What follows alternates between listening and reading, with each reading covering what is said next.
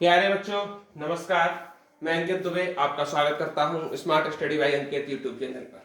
जैसा कि आप लोगों के अलंकार की क्लास चल रही थी, शब्दालंकार खत्म कर चुके हैं। अब आज हम चल रहे हैं अर्थालंकार की तरफ। पहला पार्ट है हमारा उपमा अलंकार। उपमा अलंकार में मैंने उपमेय और उपमान के बारे में बताया था।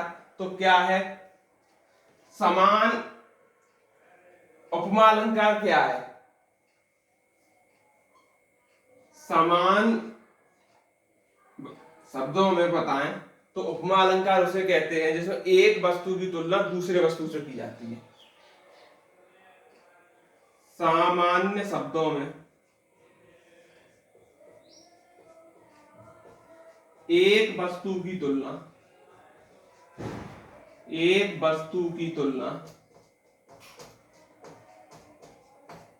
दूसरी वस्तु से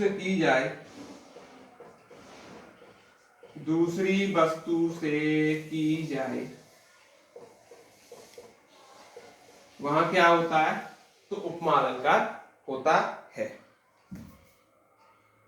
देखिए, अब हम बात करते हैं उपमा अलंकार की पहचान कैसे करते हैं। ठीक, ये हमने समझ लिया कि उपमा अलंकार क्या होता है। सा सी से, सरिस समान सदृश, ऐसा वैसा जैसा तैसा। ये वर्ड किसी भी दोहे में आपको मिल जाए लिखे हुए, जैसे लिखे हैं बिल्कुल वैसे ही, तो वो हमारे उपमा अलंकार की पहचान है। आप देख के ही उपमा अलंकार मानेंगे। उपमा अलंकार के भेद की बात करें तो पूर्वोपमा है, जहां उपमा के चारों अंग विद्यमान होते हैं। जैसे दिखा मुझे, क्या दिखा? जैसे। प्रातः नमता बहुत गीला संख जैसे, आपने जैसे पकड़ लिया और हमने देखा है रूल में हमारा जैसा है, तो ये जैसा मिल रहा है, तो आपने सीधा बोला कि ये उपमा अलंकार का उदाहरण है। और वैसे तो अलंकार में भेद के प्रश्न नहीं पूछे जाते हैं, और पूछे जाते हैं तो सब भेद नहीं दिए जाते हैं। इसलिए उपमा अलंकार में पूर्वोपमा भी याद रखना है। वैसे उपमा अलंकार तो याद रखना है। आगे बढ़ते देखिएगा, लुप्तोत्तमा की बात करते हैं, जहां उपमा के एक या अनेक अंगों का अभाव हो। क्या हो? अभाव हो। मखमल के झूले पड़े हाथी सा टीला। अब कैसे हम पहचान करेंगे कि सा वर्ड आ गया? आपने कहा जी सर आ गया। तो जिस बार सा बताया मैंने, जिसका जैसा तैसा आता है, क्या होता है? उपमा। लेकिन अब भेद में कैसे पहचान करेंगे? लोप होना चाहिए। नहीं, मखमल के झूले पड़े, यानी झूले पड़े हाथी सा टीला। वो कैसा लग रहा था? वो हाथी के टीले जैसा। तो कुछ चीजें इसमें लोप यानी कि गायब हुई दिखाई प्रतीत होती है। मलोपमा क्या है? या एक उपमेय के कई उपमान होते हैं, जैसे कि काया सा रूप प्रताप दिनेश सा, सोम सा शील राम महीप का। यानी कि राम के बारे में बताया गया है। क्या बताया गया है? कि काया सा रूप है, प्रताप दिनेश सा है, और सोम सा शील है। यानी कि एक उपमेय के कई उपमान दिखाई गए हैं। ठीक, और बीच में जो सा सा सा देख रहे हैं आप, तो ये भी किससे पहचानेंगे कि ये उपमा अलंकार होता है। अब हम चलते हैं आगे रूपक उत्प्रेक्षा अलंकार की तरफ। देखिएगा रूपक अलंकार के बारे में, जहां उपमेय में उपमान का निषेध रहित आरोप हो। उपमेय में उपमान का निषेध रहित आरोप हो, अर्थात उपमेय व उपमान को एक रूप कहा जाए, यहाँ योजक चिन्ह का लोप होता। अब हम दोनों चीज तरीके समझते हैं। पायो जी मैंने राम रतन धन पायो, यानी कि राम और रतन का धन पा लिया, यानी कि उपमेय और उपमान दोनों का क्या है? समान अर्थ है। ठीक,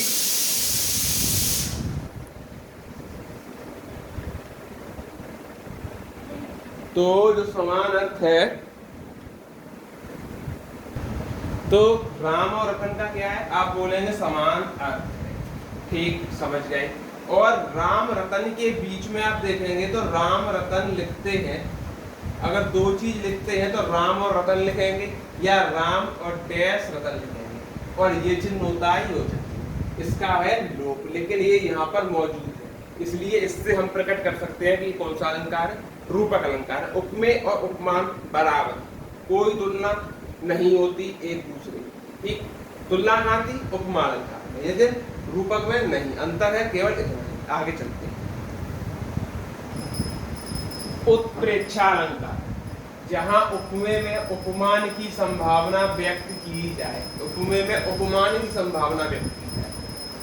इसमें जन, जमन, जानो, मानो, जनहु, मनहु शब्द आते हैं। इन वर्णों को याद रखना है, जिनको मैं लिख दिया हूँ।